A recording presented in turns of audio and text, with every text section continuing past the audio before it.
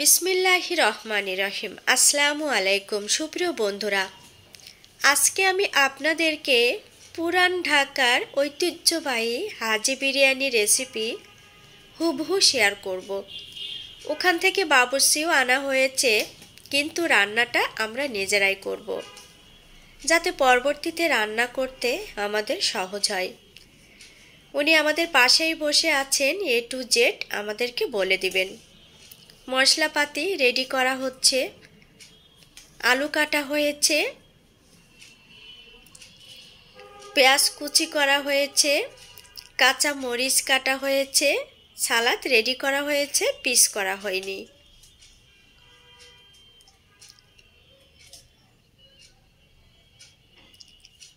চুলার উপরে একটা প্রেসার কুকার দিয়ে এখানে আমরা পেঁয়াজ দিয়েছি 2.5 কাপের মতো। 1.5 কেজি মাংসে আমরা পেঁয়াজ দিয়েছি 2.5 কাপ।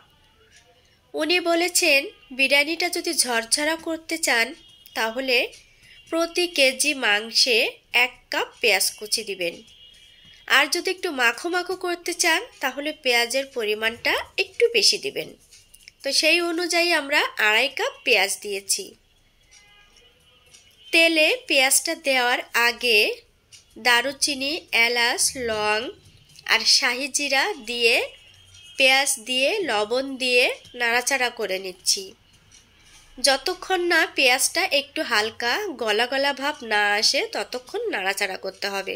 এই পেঁয়াজের সাথে আদা রসুন বাটাও কিন্তু দেওয়া হয়েছে, আর এটা কিন্তু সম্পূর্ণ সরিষার তেল দিয়েই রান্না করা হচ্ছে। পেঁয়াজটা যখন হালকা একটু গলে এসেছে তখন মাংসগুলা এখানে দিয়ে দিয়েছি।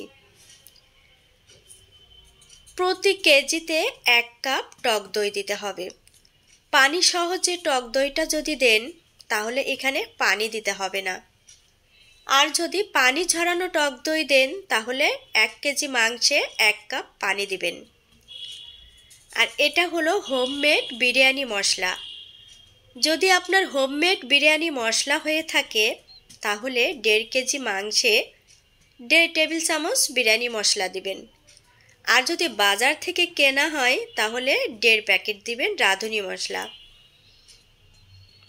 এখন মাংসটা খুব ভালোভাবে একটু মিশিয়ে নিচ্ছি।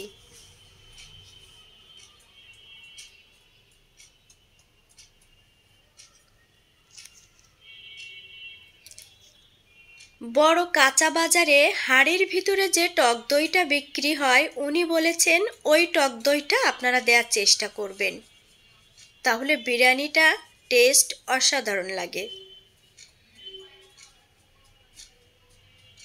আমাদের এখানে বাজারে বড় হাঁড়িতে করে টক দই বিক্রি হয়। কাঁচামরিচ দিয়েছি 1 মুঠা, এখানে কিন্তু বেশ অনেকগুলা কাঁচামরিচ আছে।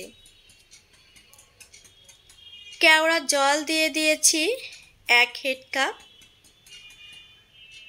আর গোলাপ জল দেওয়া হয়েছে 1.5 হেড কাপ। মানে কেওড়া জল আর গোলাপ জলের যে মুকুট বা মুখাটা আছে ওইখান থেকে মেপে এখানে দেওয়া হয়েছে।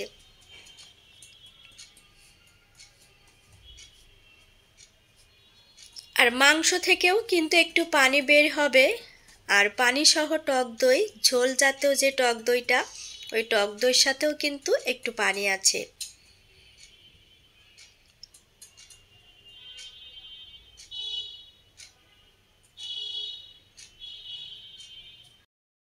লাইট বন্ধ হয়ে গেছে। জি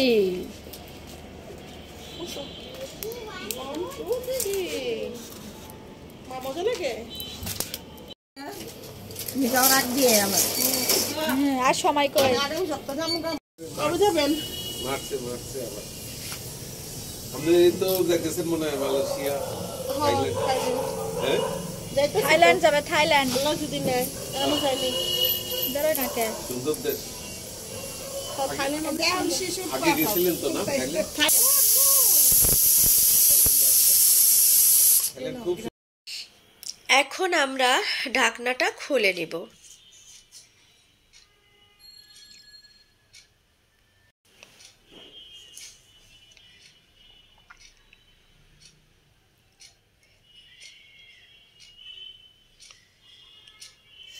মাংসটা একটু দেখব গলে গিয়েছে কিনা, অর্ধেকেরও বেশি প্রায় গলে গিয়েছে, এর জন্য আমরা আর বাসি দিব না। লবণটা একটু টেস্ট করে দেখতে হবে।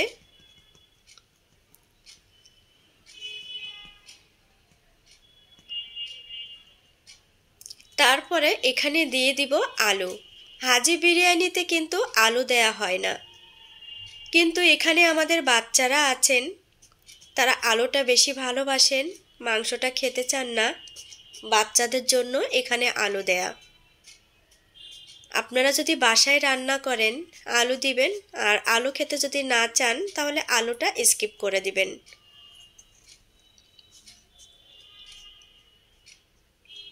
এটা কিন্তু সম্পূর্ণ অপশনাল।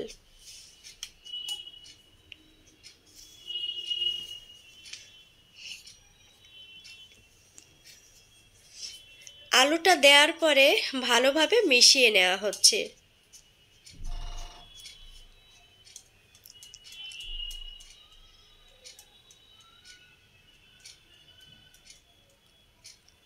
লবণটা আবার একটু টেস্ট করবেন।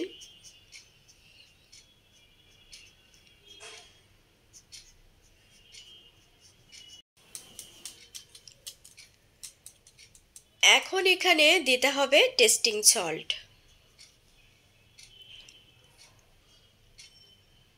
1.5 কেজি মাংসে টেস্টিং সল্ট দিয়েছি 1.5 টেবিল চামচ, 1 চামচ আর 1 টেবিল চামচে হাফ চামচ, টোটাল 1.5 টেবিল চামচ। অনেকে প্রশ্ন করতে পারেন যে টেস্টিং সল্ট এত কেন? এটাই হলো এই বিরিয়ানির টেস্ট। চিনি দিয়েছি 1 চা চামচ, চিনিটা কিন্তু বেশি দিব না। দিয়ে এখন ভালোভাবে মিশিয়ে নিচ্ছি।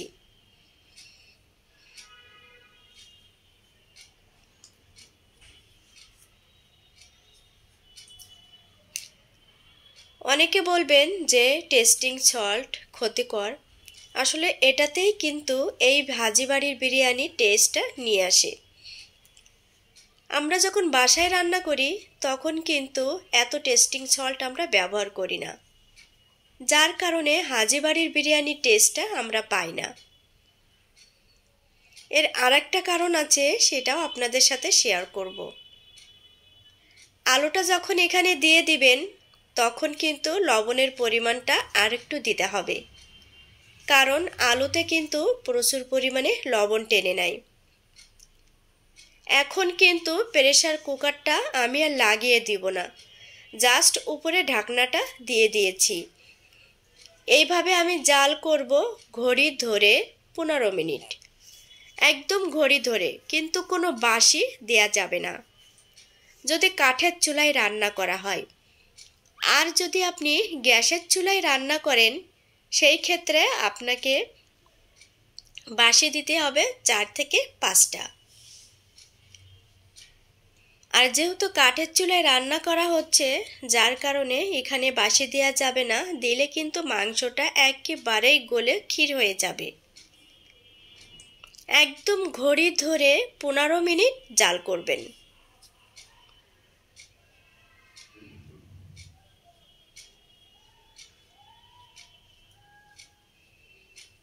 মাংসটা এখন আমরা নামিয়ে নিয়েছি। কত দারুণ একটা ঘ্রাণ বের হয়েছে। মাংসটা নামানোর পরে আসলে ঘ্রাণে সবাই পাগল হয়ে যাচ্ছে। সবাইকে 1 পিস করে দেওয়া হচ্ছে টেস্ট করার জন্য। ফার্স্ট পিসটা আমি খেয়েছি।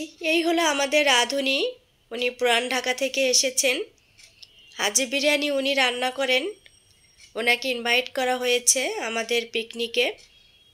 এখানে বাচ্চারা আছেন, আর ইনি হলেন আমাদের বাড়িওয়ালি, খুবই ভালো মানুষ, অনেক বড় মনের অধিকারী।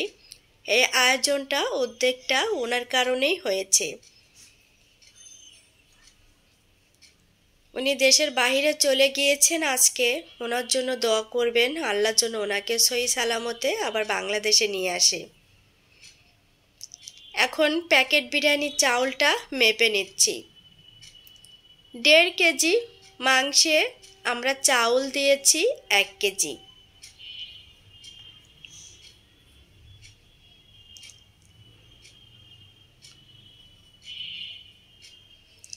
একদম কিন্তু কাপ মেপে মেপে এখানে দেওয়া হচ্ছে।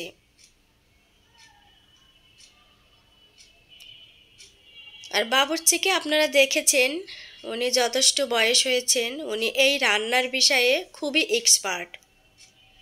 উনি আমাদেরকে বুঝিয়ে দিচ্ছেন যতটুকু চাউল তার ডাবল গরম পানি দিতে হবে। চুলার উপরে হাঁড়ি বসিয়ে হাঁড়িটা আবার নামিয়ে নেওয়া হয়েছে। এখন এখানে দেওয়া হচ্ছে সরিষার তেল 1 কাপ। খাঁটি সরিষার তেল দিয়েই কিন্তু রান্নাটা হচ্ছে। কিছু পেঁয়াজ কুচি এখানে দেওয়া হয়েছে। আর পানি দেব, যেহেতু 5 কাপ চাউল হয়েছে, তাহলে এখানে পানি দিব 9 কাপ, আর 1 কাপ পানি আমরা কম দিব।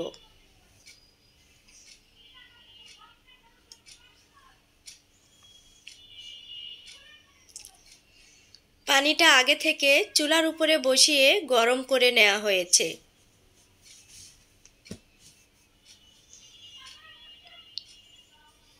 চাউলটা ধুয়ে রেডি করা হয়েছে। চাউলটা কিন্তু উনি পানিতে ভিজিয়ে রাখতে বলেনি, শুধু ধুয়ে রেডি করতে বলেছেন। আদা রসুন বাটা দেওয়া হয়েছে।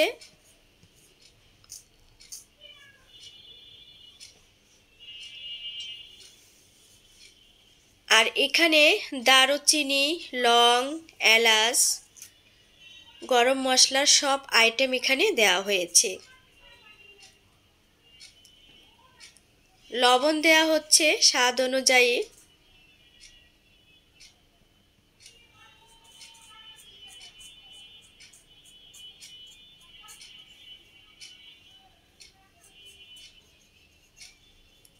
আর এখানে পাউডার মিল্ক দেওয়া হয়েছে 1 কাপ। এখানে কিন্তু গরুর দুধ ব্যবহার করা হয়নি। আমরা যে 10 কাপ পানি না দিয়ে 9 কাপ দিয়েছিলাম, ওইখান থেকে 1 কাপ পানি এখন আমরা পাউডার মিল্কে দিব। তাহলে আমাদের 10 কাপ পানি হয়ে গেল।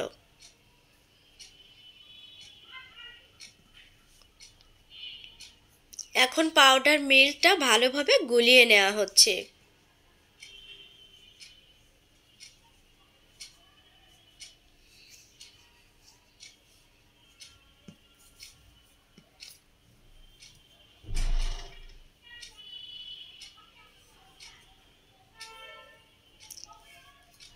এখন একটা বলক উঠিয়ে নিতে হবে।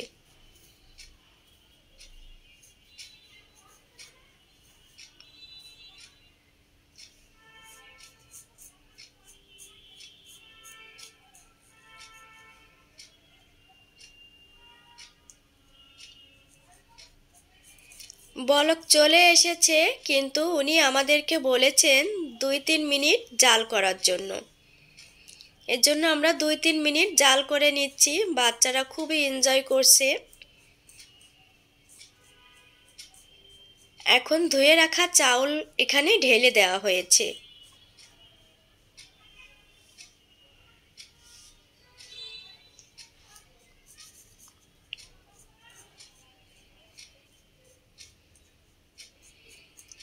চাউলটা ঢালার পরে লবণটা আবার একটু টেস্ট করে নেবেন। আবার দেয়া হচ্ছে কাঁচামরিচ।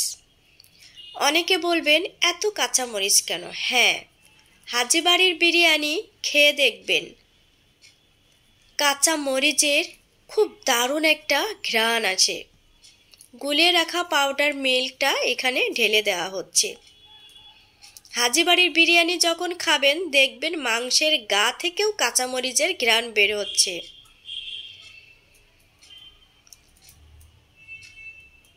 ওদের ভাত সাদা হয়, মশলা কম, কেন টেস্ট? শুধুমাত্র 2টা উপকরণের জন্য।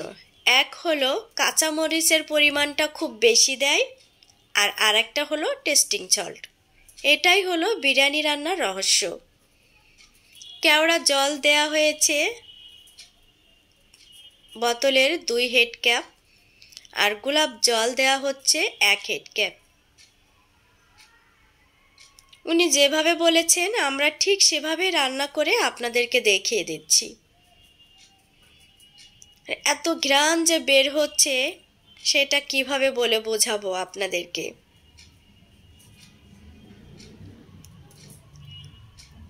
সবাইকে এক পিস করে মাংস দেওয়া হচ্ছে। এত টেস্ট আর এত লোভনীয় হয়েছে। আর বাবুর্চি তো বসেই আছেন, উনি একদম হাতে ধরে রান্নাটা আমাদেরকে শিখিয়ে দিচ্ছেন। ওনার কাছ থেকে অনুমতি নিয়েই আসলে ভিডিওটা করা।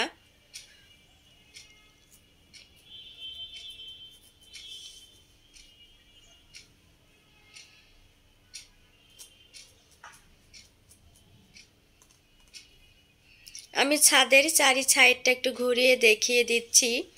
মাঝে মাঝে আমরা এরকম পিকনিক করি, আনন্দ করি।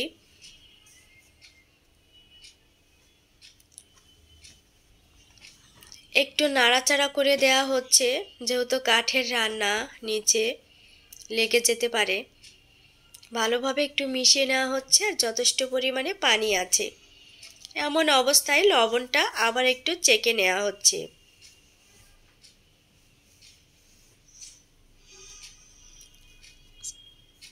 সালাদটা রেডি করা হচ্ছে।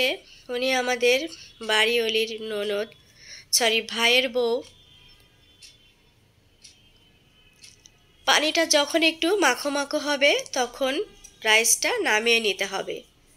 নামিয়ে নিয়ে আগে থেকে রেডি করে রাখা মাংসগুলো এখানে ঢেলে দেওয়া হচ্ছে। রাইসটা 3 ভাগের 2 ভাগ সিদ্ধ করে নিতে হবে।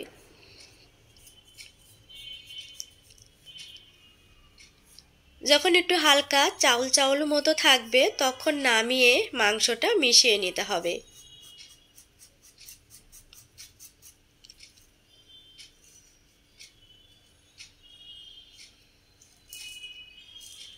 সয়াবিন তেল আনা হয়েছিল, উনি বলেছিল সরিষার তেল দিয়ে রান্না করেন যদি পারফেক্ট হাজি বিরিয়ানির টেস্ট আনতে চান।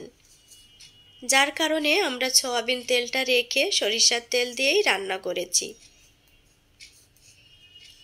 এখন মাংস আর রাইস খুব ভালোভাবে মিশিয়ে নেওয়া হচ্ছে।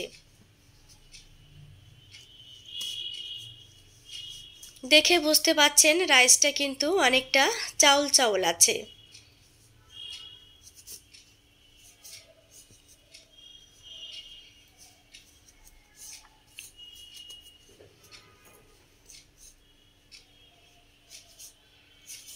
ভালোভাবে মিশিয়ে চুলার উপরে হাঁড়িটা বসানো হয়েছে।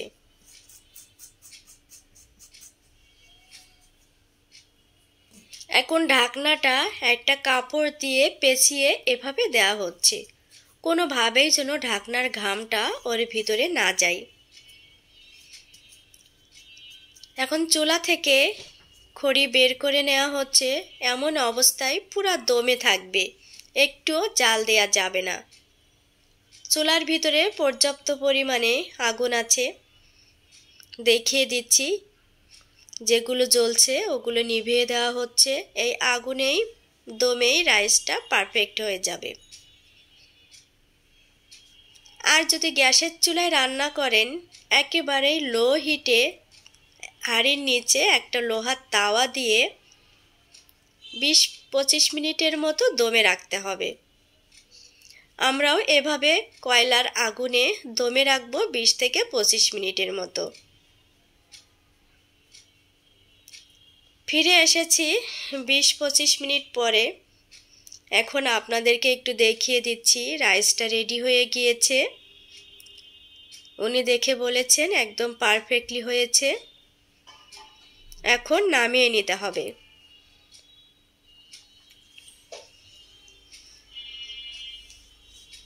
এখন এর উপরে চাইলে পেঁয়াজ বেরেস্তা ছড়িয়ে দিতে পারেন, না দিলেও কোনো সমস্যা নাই।